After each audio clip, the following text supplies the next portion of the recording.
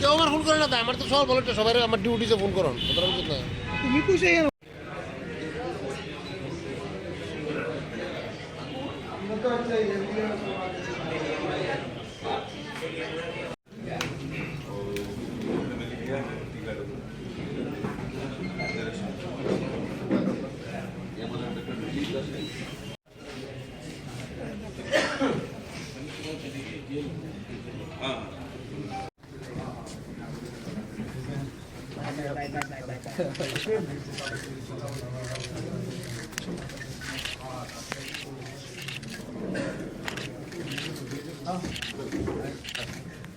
মঞ্চে ভূমিষ্ঠ আছেন আমাদের প্রদেশ বিজেপি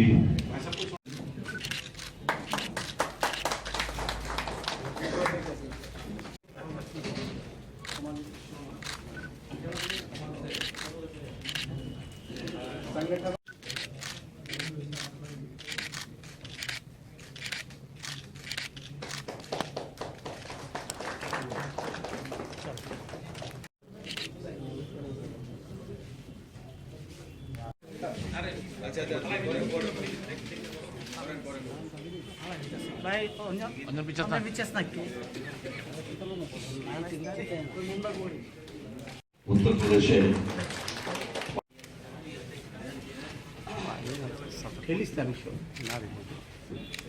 বিশ্বকর্মা যোজনাকে নিয়ে আজকে যে কর্মশালা এখানে অনুষ্ঠিত হচ্ছে, আজকে মুখ্যমন্ত্রী প্রফেসর ডক্টর মানিক সাহা মহোদয় এখানে উপস্থিত আছেন, আমাদের প্রদেশের জেল এবং হোমগার্ড দপ্তরের মাননীয় মন্ত্রী শ্রদ্ধেয় ধর্মবীর প্রধান সচিব। শুভ সকাল সবাইকে নমস্কার। আজকের ভগৎ সিং জীবনী আবাসিক জীবন এখানে যে বিশ্বকর্মা যোজনা নিয়ে যে প্রোগ্রাম, সেই প্রোগ্রামে উপস্থিত আছেন আমাদের ত্রিপুরা প্রদেশ বিজেপির মাননীয় সভাপতি শ্রী রাজীব ভট্টাচার্য মহোদয়, উপস্থিত minister of state for prison and home guard government of UP Shri Dharmveer Rajpati ji, এখানে উপস্থিত আমাদের ইনচার্জ প্রাইম মিনিস্টার বিশ্বকর্মা যোজনার শ্রী তপস মজুমদার মহোদয়, ত্রিপুরা প্রদেশ বিজেপির সম্মানিত জেনারেল সেক্রেটারি শ্রী উমেশ রক্ষিত মহোদয়, আমার সামনে উপস্থিত আছেন মাননীয় বিধায়ক এবং সমস্ত ডিস্ট্রিক্টের সভাপতিবৃন্দ, চেয়ারম্যান পিএসইউ এবং অন্যান্য যারা বিভিন্ন স্তরের যারা পার্টি লিডাররা আছেন, সবাইকে আমি হার্দিক অভিনন্দন। আজকের এই প্রাইম মিনিস্টার বিশ্বকর্মা যোজনা নিয়ে বিস্তারিত এখানে আমাদের ইনচার্জ মহোদয় এখানে কথা বলেছেন যে তাপস। আমি একটা কথাই বলবো যে মাননীয় প্রধানমন্ত্রী জি মানে বিভিন্ন যোজনা, বিভিন্ন ফ্ল্যাগশিপ স্কিম এবং খালি যোজনা করাই না, ওটাকে 100% যাতে সিদ্ধি লাভ করা যায় সেই দিশায় উনি কাজ করেন। আমরা সবাই জানি যে যখন 2014-তে উনি প্রধানমন্ত্রী হিসাবে উনি কার্যভার গ্রহণ করেন, প্রকৃত অর্থে গরিবদের জন্য উন্নয়নের যে বিষয় তবে থেকে কিন্তু শুরু হয়েছে। এর আগে আমরা বিভিন্ন ধরনের গরিব কল্যাণে অনেক স্কিম, অনেক কিছু আমরা শুনতাম, কিন্তু মাননীয় প্রধানমন্ত্রীজি যবে থেকে প্রধানমন্ত্রী হন তবে থেকে আমরা দেখলাম বিভিন্ন যেসব জনধন প্রকল্প থেকে আরম্ভ করে লাস্ট এই বিশ্বকর্মা যোজনা, সেটা সত্যি অবাক লাগে এক এক সময় যে মাননীয় প্রধানমন্ত্রীজি কি করছেন। এবং আমি যেটা বললাম, উনি যে কথাগুলো বলেন যে 18 যে আমাদের বিভিন্ন শ্রেণীর যাদের কথা কেউ কখনো ভাবেনি, সেটা মাননীয় প্রধানমন্ত্রীজি ভাবলেন এবং করেও দেখালেন। প্রায় 13,000 কোটি টাকা উনি অর্থ রাশি রেখেছেন এই বিভিন্ন আর্টিসানস যারা বিভিন্ন স্কিলে যুক্ত আছে, যাদের কথা কখনো মানুষ চিন্তা করেনি, প্রধানমন্ত্রী সেই যোজনা রেখেছেন। এবং তার মেইন উদ্দেশ্যটা কি? উদ্দেশ্য হচ্ছে তাদের যে এত বড় আমাদের যে ম্যান পাওয়ার, তাদের স্কিল ডেভেলপমেন্ট করা। কাজ করে অনেকেই, কিন্তু তাকে আরো বেশি উন্নত থেকে উন্নতর করা, যে স্কিল ডেভেলপমেন্টের মাধ্যমে ওনাদেরকে ট্রেনিং দেওয়া হবে এবং বিভিন্ন কিটসের জন্য পয়সা দেওয়া হবে, বিভিন্ন ডেভরি যখন যে ট্রেনিং দেওয়া হবে 500 রুপিস করে পার ডে ওনাদেরকে দেওয়া হবে।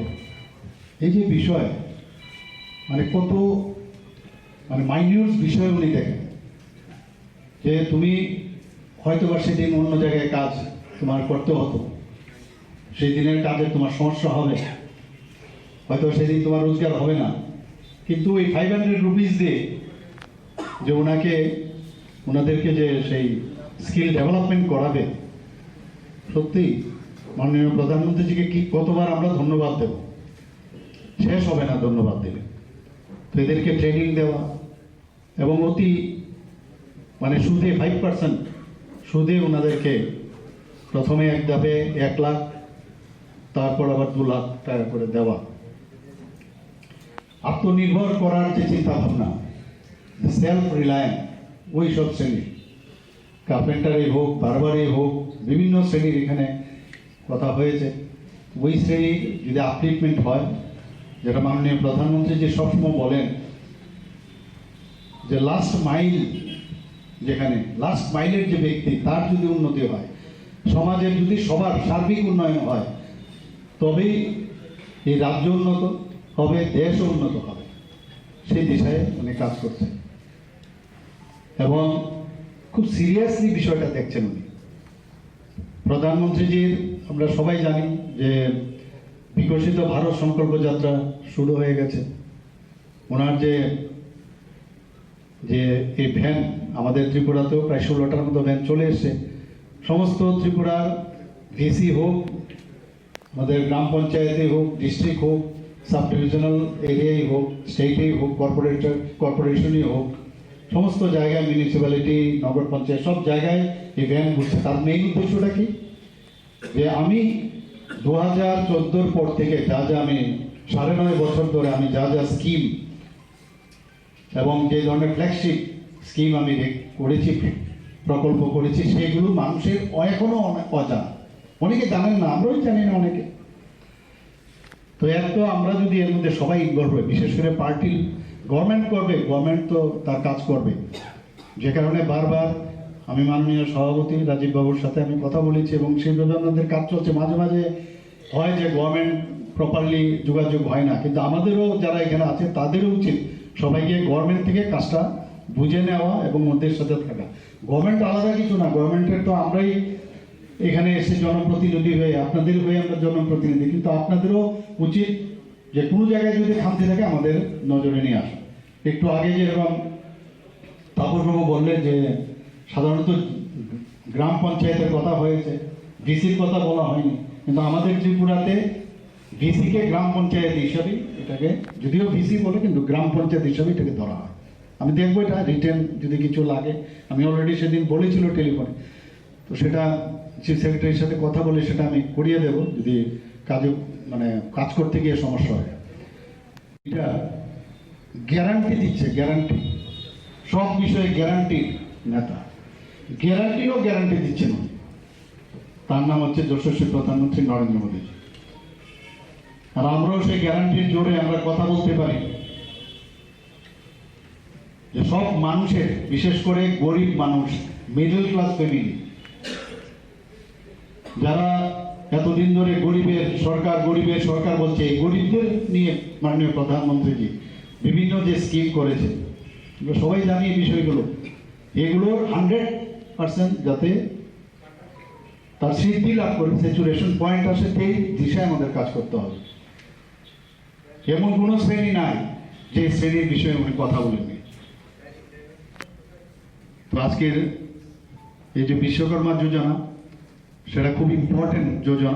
মাননীয় প্রধানমন্ত্রী এরপর প্রচন্ড স্ট্রেস দিয়েছেন, এখানে ভাই সাহেব এসছেন, ওনাকে এখানের ইনচার্জ করা হয়েছে। আপনারা বুঝতে পারছেন, উত্তরপ্রদেশের আমাদের মাননীয় মন্ত্রী, জেল মন্ত্রী, তো এইরকম একজন ব্যক্তি, বহুদিনের পুরনো কার্যকর্তা, ওনাকে বলেছেন না ত্রিপুরাতে আপনার দেখতে হবে, তো সেইভাবে আসছেন। এবং উনি এটাও আমাকে বলেছেন যারা জেলের যারা কয়েদি তাদেরকে এই যোজনার মাধ্যমে সেই তাদের সাথে যদি জেল থেকে বেরিয়ে আসার পর শোধনাগার আমরা বলি, এখন তো জেল বলা হয় না, তো তারা যাতে বেরিয়ে এসে তাদের কাজ করতে অসুবিধা না হয় তাদের জন্য ট্রেনিং এর ব্যবস্থা সেটা করা যাবে। এবং আমি বলেছি আমি এই বিষয়ে কথা বলবো ওনার সাথে। তো আমাদের ভারত সরকার মাননীয় প্রধানমন্ত্রীজির নেতৃত্বে যেভাবে একটা ট্রান্সপারেন্টের সরকার যেভাবে চলছে, ত্রিপুরাও সেই দিশায় চলছে। এবারও শপথ গ্রহণ অনুষ্ঠানে যখন আমরা যাই দেখলাম মানুষের মধ্যে একটা ফিল গুডের যে বিষয়, একটা আনন্দ, যে না আমরা এতদিন মনে হচ্ছে সত্যিকারের অর্থেই মানুষ স্বাধীনতার দিকে যাচ্ছে, স্বাধীন হয়েছে। মানুষের যে হক যেটা আছে, যেটা মাননীয় প্রধানমন্ত্রীজি সবার কাছে পৌঁছে দিচ্ছে। এতদিন ধরে এইরকম ঘটনা কিন্তু আগে দেখা যায়নি। 2014 আগে সেটা দেখা যায়নি। অটল বিহারী বাজপেয়ীজি যখন ছিলেন, শুরু করেছিলেন, কিন্তু তখনকার যে অবস্থা আর এখনের যে অবস্থা অনেক ডিফারেন্ট। যেটা মাননীয় প্রধানমন্ত্রী যে ডিসিশন নেন সেটাই করতে পারে, এবং সেটা আমরা সবাই মিলে আমরা যদি এই কাজটা করি। এবং এখানে বলা হয়েছে যে 18 মাসের সময়সীমার মধ্যে আর্থিক ঋণ দেওয়া হবে, এবং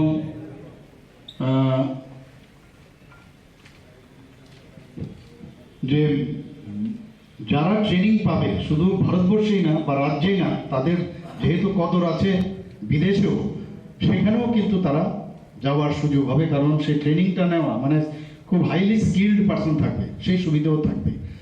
কাজে আত্মনির্ভর ভারত, আত্মনির্ভর ত্রিপুরার কথা, এক ত্রিপুরা শ্রেষ্ঠ ত্রিপুরা, এক ভারত শ্রেষ্ঠ ভারতের কথা আমরা চিন্তা ভাবনা করছি। এখানে যারা আমাদের নেতৃস্থানীয় সবাই, এখানে সবাই নেতা নেত্রী, সবাই মিলে আমরা আসল যে উদ্দেশ্য সেটা যেন সবাই এই 18টা যে শ্রেণী তাদের কাছে যেন এই যে প্রজেক্ট সেটা সাকসেসফুল হোক সে আশা রেখে আমি আমার বক্তব্য এখানে শেষ করছি। নমস্কার।